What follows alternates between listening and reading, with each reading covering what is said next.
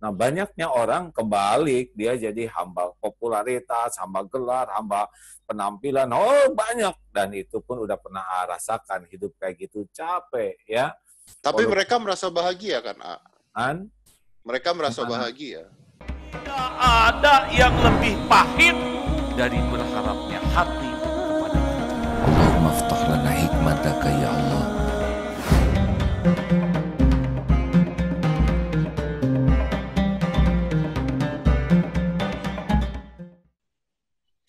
Jadi memang kata kuncinya adalah bahwa hidup ini kan cuma sekali dan sebentar. Seperti apa sih Islam memandang hidup ini? Sebetulnya kalau disederhanakan tuh cuma dua kuncinya, Kang Deddy ya. Satu, hati kita betul-betul menjadi hamba Allah. Karena ada orang yang hidupnya tuh hamba harta, hamba gelar, hamba jabatan, hamba popularitas, hamba kekaguman orang, yang dia memang mengabdinya ke sana. Nah, itu tidak bahagia. Nah, kita akan betul-betul, mungkin kita diberi kedudukan, popularitas, dan segala dunia gitu, tapi itu kita sadar bahwa itu bukan Tuhan saya, itu pelayan saya untuk mengabdi kepada Tuhan saya. Nah, banyaknya orang kebalik, dia jadi hamba popularitas, hamba gelar, hamba penampilan, oh banyak. Dan itu pun udah pernah rasakan, hidup kayak gitu, capek ya. Tapi mereka merasa bahagia kan, A? Mereka merasa bahagia.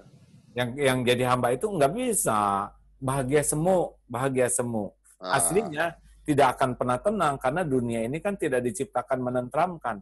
Jadi dunia berikut isinya ini hanya memuaskan lahiriah, tapi hati nggak pernah puas. Itulah sebabnya yang punya kekayaan itu tetap aja tidak bisa beli ketenangan, ya kan? Iya benar. Kalau mau jujur ya, kan pernah ngobrol juga dengan siapa tuh, Bang Hotman. Harus cerita juga itu, wah, katanya walaupun cincinnya sebesar apa gitu ya, tetap nggak kebeli bahagia dengan cincin ya, karena hati ini bahagia itu kalau kita hanya jadi hamba Allah. Jadi kalau kita mungkin ada yang takdirnya populer seperti Kang Deddy dan yang lain-lain, ada yang takdirnya kaya, itu udah Allah kasihlah sebagai ujian.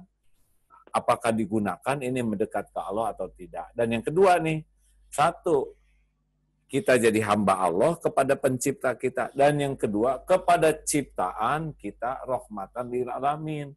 Makanya dalam Islam, khairun nas anfa'uhum linnas. Sebaik-baik manusia itu manusia yang paling banyak manfaatnya.